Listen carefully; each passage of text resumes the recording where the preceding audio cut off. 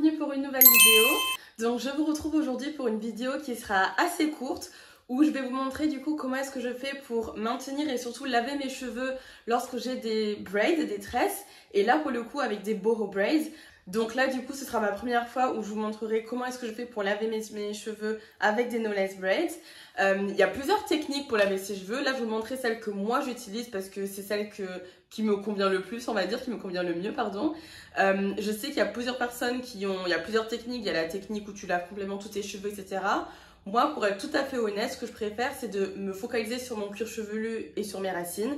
Tout simplement parce que forcément, j'aime bien du coup réhydrater mes tresses et mon cuir chevelu lorsque j'ai des tresses. Donc je mets souvent de l'huile, j'en parlerai à la fin de la vidéo, mais je mets souvent du coup de l'huile sur les racines 1 à 2 fois par semaine pour l'hydrater, etc. Mais forcément, vous avez ensuite du coup du produit qui s'accumule, même lorsque vous faites vos baby hair.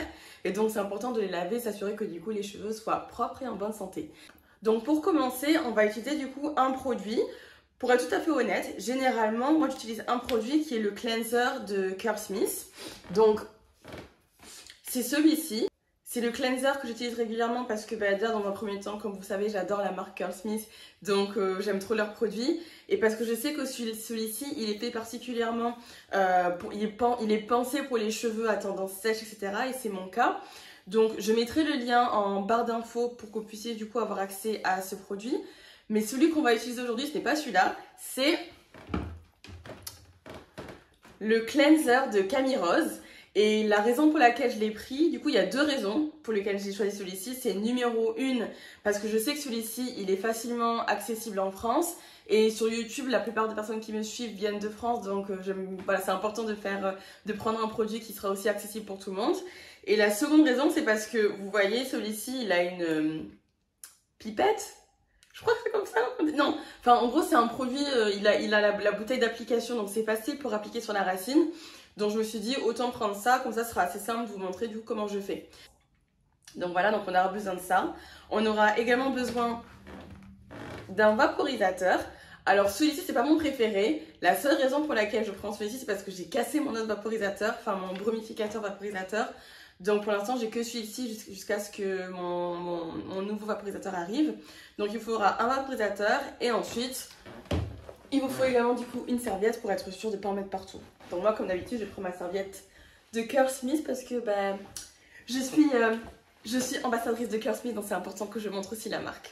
Donc du coup je vais l'appliquer simplement sur mes racines. Je commence par ici. Hop, ok. Bon, j'en ai mis pas mal. Et ensuite, du coup, je prends mon vaporisateur pour simplement venir mouiller un petit peu mes racines, ok?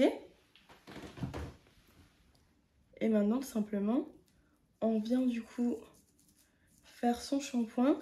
Et c'est important de vraiment faire attention pour pas que trop sortir le cheveu de la tresse, surtout vu que du coup, comme j'ai dit, ce sont des no-lace braids, donc vos cheveux sont bien inclus dedans. C'est important de ne pas forcément trop appuyer.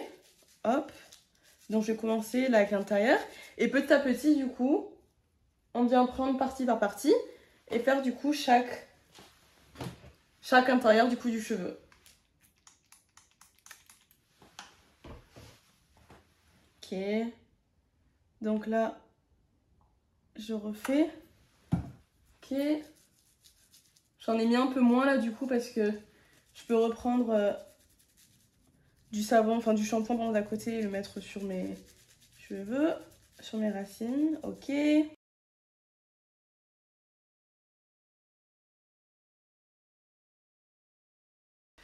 Donc du coup j'ai appliqué mon cleanser partout sur mes racines. Et donc là on arrive à la seconde étape qui est du coup de venir rincer les cheveux. Ce que je fais généralement, c'est que je prends mes cheveux comme ça. Ok, je les tiens du coup ainsi et je vais venir en fait rincer mes cheveux directement dans le lavabo, ou bien vous pouvez le faire du coup dans votre douche si vous avez quelqu'un pour vous aider, c'est aussi plus facile. Et en fait on va venir juste appliquer du coup l'eau sur le crâne.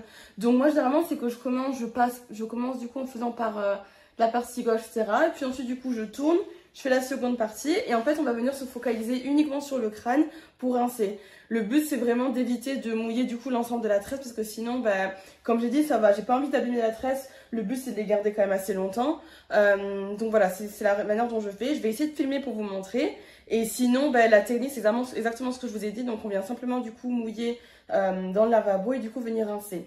Vous pouvez également utiliser un vaporisateur pour rincer, mais c'est beaucoup plus lent parce que dans ces cas-là, il faut vaporiser le cheveu et ensuite prendre une serviette et venir du coup essuyer avec une serviette d'eau chaude pardon, à la racine. Et c'est quand même beaucoup plus long. Donc voilà, vous avez les deux méthodes. Moi, je vais faire la méthode la plus rapide parce que ben, j'ai envie de finir vite. Mais voilà, sachez que vous avez du coup les deux méthodes pour le faire.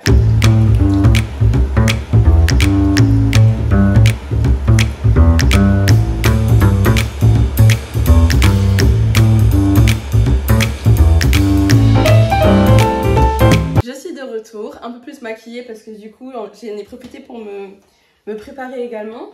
Mais donc du coup voici le résultat. Comme vous pouvez voir là au niveau des racines, j'ai quelques parties qui sont un petit peu sorties parce que du coup j'avais mes baby hairs, enfin mes edges qui sont ici. Mais mon cuir chevelu est propre. Et donc du coup ben, là je peux passer à la dernière étape qui est de rajouter l'huile. Et donc moi ce que je fais généralement c'est que bon j'ai deux huiles que j'utilise régulièrement, je vais vous les montrer.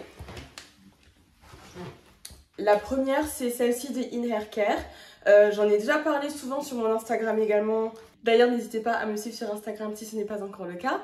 Mais du coup, In Hair Care, j'en ai souvent parlé. C'est créé par Ma Coiffeuse Afro. Donc, si vous êtes en France, c'est sûr que vous connaissez. Et donc, du coup, celle-ci, j'utilise beaucoup pour mon cuir chevelu parce que c'est une huile fortifiante. Et celle-ci, c'est celle de Ominira Naturel. C'est également une huile fortifiante. La seule chose, c'est que je sais que celle-ci est plus facile à trouver en France également. Ominira Naturel, il livre en France, mais je sais que c'est souvent avec des frais en plus. Donc c'est bien lorsque vous commandez l'ensemble du pack, lorsque vous commandez le shampoing, leave-in conditioner, etc. Si vous voulez juste prendre une huile, bah, du coup je vous recommanderais de prendre celle-ci de In Hair Care parce qu'elle est top. Et en plus elle vient également du coup avec un applicateur pipette, donc c'est parfait. Et donc ce que je fais généralement, c'est que moi je viens mettre de l'huile sur mon cuir chevelu 1 à 2 fois max par semaine, pas plus. Et très simple, de la même manière qu'on a fait du coup, qu'on a appliqué. Vous venez juste appliquer un tout petit peu, voilà, sur les racines. Et vous faites ça du coup tout le long des différentes racines que vous avez. Donc à chaque fois que vous voyez qu'il y a une ouverture, on va dire, hop, on met. Vous pouvez reprendre de l'huile d'ici, appliquer partout. Et voilà. Et donc c'est tout pour cette vidéo explicative sur comment se laver les cheveux, comment entretenir vos cheveux lorsque vous avez des boho braids. C'était très rapide, c'est très simple. Et c'est ça que j'aime trop avec les coiffures protectrices, c'est que non seulement vous avez rien à faire par rapport à vos cheveux parce que du coup ben, vos cheveux sont littéralement en trait, donc vous pouvez les laisser comme ça sans rien faire pendant des semaines. Et lorsque vous souhaitez également du coup les entretenir, c'est également très rapide. Donc voilà, n'hésitez pas à me dire ce que vous en pensez. Je sais pas si je ferai une autre vidéo sur la seconde technique sur comment se laver les boho braids, peut-être, je sais pas. Dans tous les cas, comme j'ai dit, je compte peut-être les garder 4 semaines au final.